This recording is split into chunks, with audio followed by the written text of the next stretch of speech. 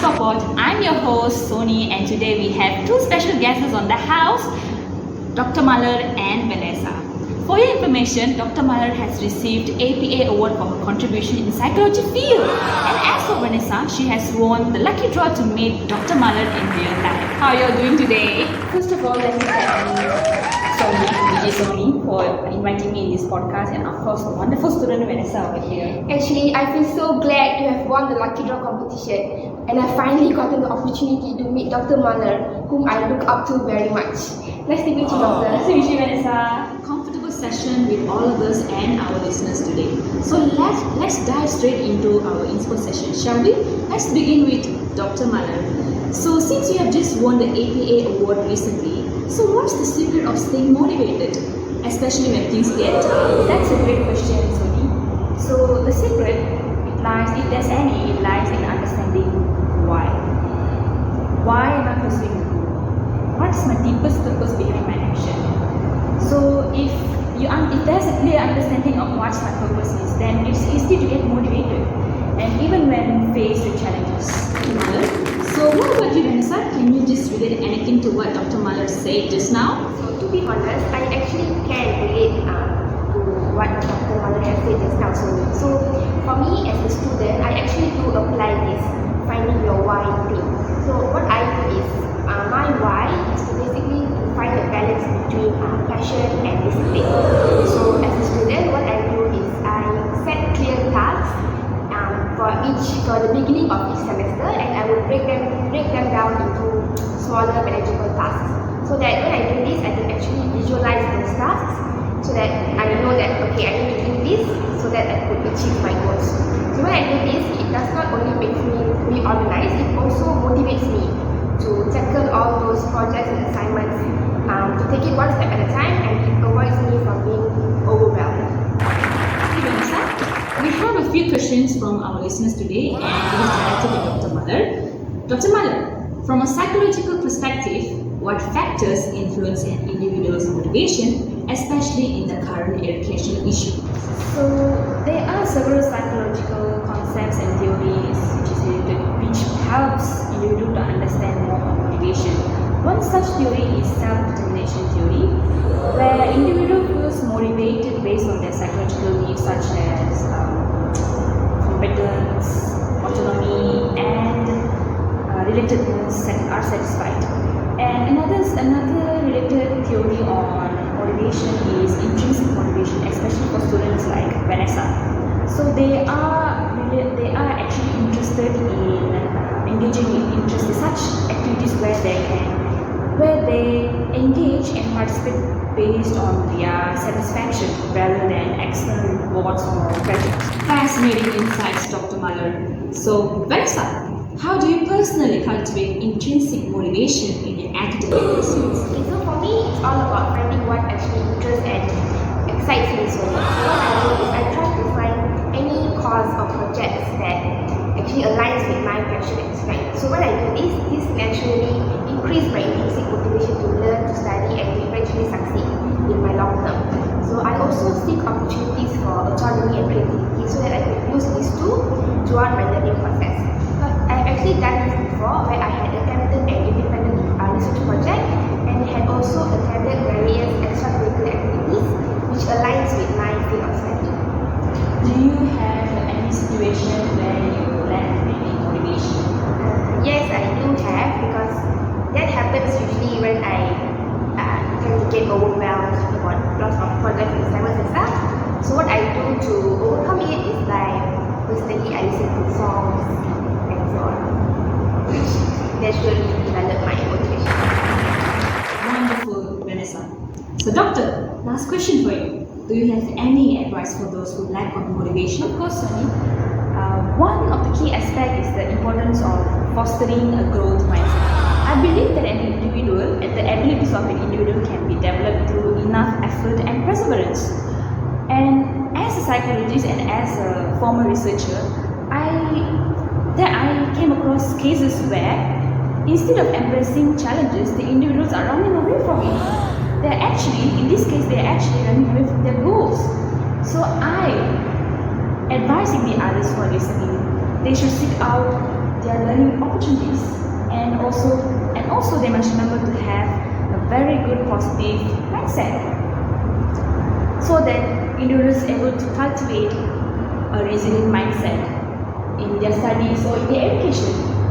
And this way they are able to sustain their motivation in the face of different adversities. Thank you, Vanessa and Dr. Malar. Listeners, this is for you. I hope all the insights shared by our two wonderful guests will be very beneficial for your daily life. And that concludes our another enlightening episode of InspirePod.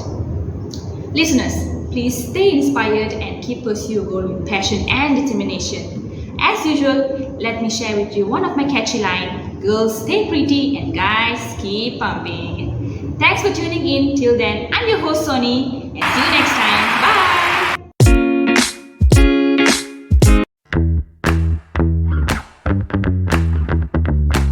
Welcome to Winning Mindset, Unpacking Motivation in Sports. I'm your host Nessa, and today we have two wonderful guests who will be exploring with us the intersection of psychology and athletics. First, we have Dr. Sherina, who is a renowned psychologist specializing in sports psychology. Welcome, Dr. Sherina. Thank you for having me. It's a pleasure to be here. Our second guest is a seasoned athlete who has experienced firsthand the impact of motivation on performance. Please welcome Shafika. Thanks for having me on the show. So, Dr. Sherina, let's start with you. Can you please explain how behavioral theory influences the motivation in sports? Absolutely. Behavioral theory emphasizes the role of stimuli and reinforcement in shaping behavior. In sports, coaches often use positive reinforcement such as praise or rewards to encourage desired behaviors like efforts, determination, and teamwork. Conversely, they may use punishment or negative consequences to discourage behavior like laziness or poor sportsmanship. By providing clear expectation and consequences, coaches can motivate athletes to consistently exhibit the behaviors that lead to success on the field or court. Fascinating, Dr. Sherina. So, Shafika, from a perspective of an athlete, how have you experienced the principles of behavioral theory in your own training and in your competition? I've definitely noticed how my coaches used positive reinforcement to motivate us during our training session. So I would say whether it's giving us praise for executing a skill correctly or rewarding us for our hard work, it really boosts our confidence and encourages to keep pushing ourselves during training. The flip side is knowing that there are consequences for slacking off or displaying negative behavior helps me to keep focus and discipline during both practice and also during games. Great insight, Shafika. Thank you. So, moving on to Dr. Sherina.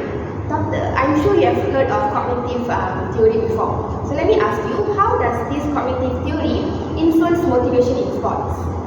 Cognitive theory focuses on the role of thought, process, belief, and perception in influencing behavior.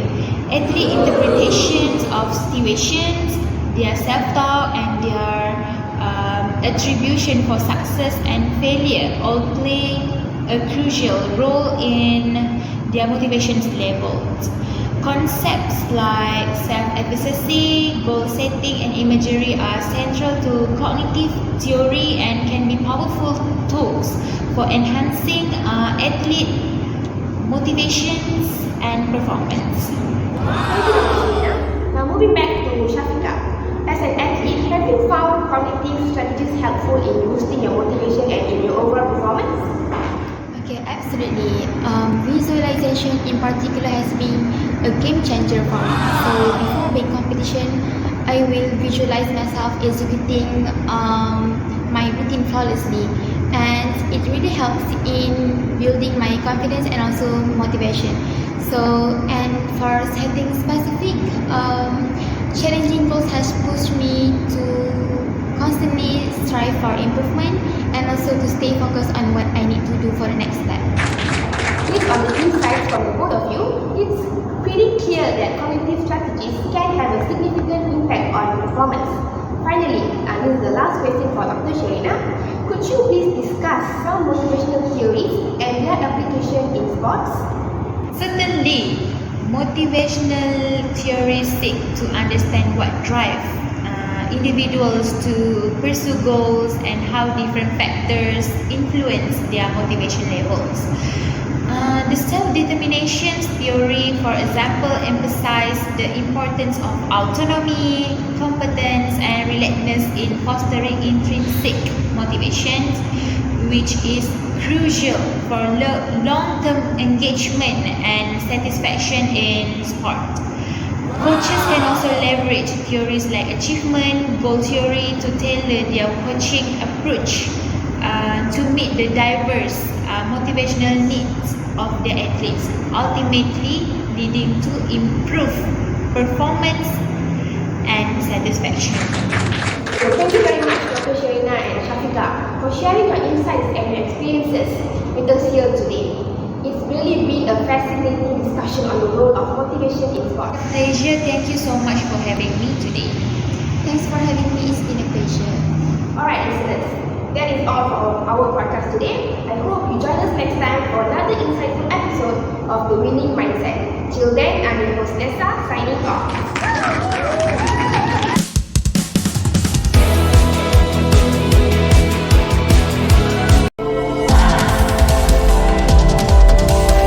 Welcome to another episode of Education Psychology Podcast, where we uncover the secret of motivation within the family. I'm your host for today, Sonika, and we have a wonderful guest to share about self-determination theory. So please welcome Miss Burma Devi, a psychology student. Thank you for having me. I'm excited to start the crucial conversation with you today. Miss Burma, first, let's tackle the major problem that many families are dealing with right now. For example, the shift to rote learning due to the COVID-19 pandemic. In your opinion, how the self-determination theory has impacted or challenged the family motivation? In my opinion, the shift to remote learning has upset the established and puts the children and parents to the autonomy agility. As per the self-determination theory, the cultivation of intrinsic motivation is contingent upon the autonomy. So many people are more likely to dive in at first in learning when they feel to control their behaviors, activities, actions. So how can family overcome this obstacle and encourage motivation as well as self-fulfillment? Okay, there's a lot of suggestions, but then including children in the decision making for their education will be one of the most effective strategy that parents can do. So by working together, the parents and children, they can design a flexible timetable which can fit their needs and preferences. So through this joint decision making, they are able to create a more more close bonding among the parents and children. There is much to be, Ms. Burma. Could you elaborate more on how to apply this strategy in real life? Of course I can. So let's look at a situation or imagine where a family is becoming used learning remotely. So the family, rather than imposing a strict routine, the parents can have a conversation with their children about their unique needs and preferences. So they can come up with multiple methods where to keep accountable and motivated together, like how my parents did motivate me during the pandemic by setting the goals for me or preparing the study area in the house during the pandemic. But then there's another way. Whenever I feel stressed, my parents also schedule the downtime to me to go vacation with them. Well, to the parents who are listening, it makes sense to me that giving a child a say in decision makes them to feel motivated and independent. Ms. Burma, Do you have any other situations like before? Yes, of course, indeed. Stressing the value of relatedness and competence in addition to autonomy. While relatedness entails experiencing a sense of connection to people and support in one's endeavors, and competence relates to feeling capable and effective in one's pursuits. So, for example, as a psychology student, I am required to use on a daily basis such as cognitive, methodological, technological, linguistic abilities as functional competencies. Other than that, the other functional competencies, which is interpersonal competencies like oral, written, and visual communication, also require to me to have a better impact in my studies. Ms. Burma, one of the questions from the listeners: how parents can foster relatedness and competence in families to motivate themselves? Okay, there's actually a lot of ways, but then when parents give their children a constructive criticism, acknowledge their accomplishments, and support and provide tools for when they need it can help them to feel competent. Furthermore, by building a loving and caring family atmosphere, it can help them to deepen the ties of relatedness, where by giving the children the sense of secure and belonging, which help them to feel and then to succeed in the school. So as an example, in my family, we are used to eat together every day, at least one day, one time. So it able to look at other people's face, which means my family members' face, at least one day, one time. But as we know, everyone is busy with their own work. We also spend some good time, quality time, where we can solve our issues by having a calm conversation, and we also always ready to apologize whenever there is a conflict in our family. So I think it is a better way to carry on. So listeners, it is evident that self-determination theory has wonderful insights on how families can foster motivation in the face of obstacles and adversities. Ms. Burma, do you have any suggestions or last remarks before we wrap up? Yes, I have some remarks here, where the family should view the education as a cooperative endeavor in which parents and children need to cooperate to face the challenges and rejoice in accomplishments. Families also can establish an atmosphere that encourages intrinsic motivation and lifelong learning by placing the high value of relatedness, autonomy, and competence. So that's the remarks from me for today. Thank you, Ms. Burma, for sharing your expertise and your insight on this crucial topic. And it's been a pleasure having you on this show with us today. Thank you for having me too, Ms. Sonika. It's been a joy to talk with you about this crucial topic. So listeners, this is for you. I hope you can get something relevant from our wonderful guest, Ms. Burma. And don't forget to come back on our next episode, and I'll promise you to prepare another intriguing episode for you. So till then, I'm your host Sonika, signing off. Take care. Goodbye.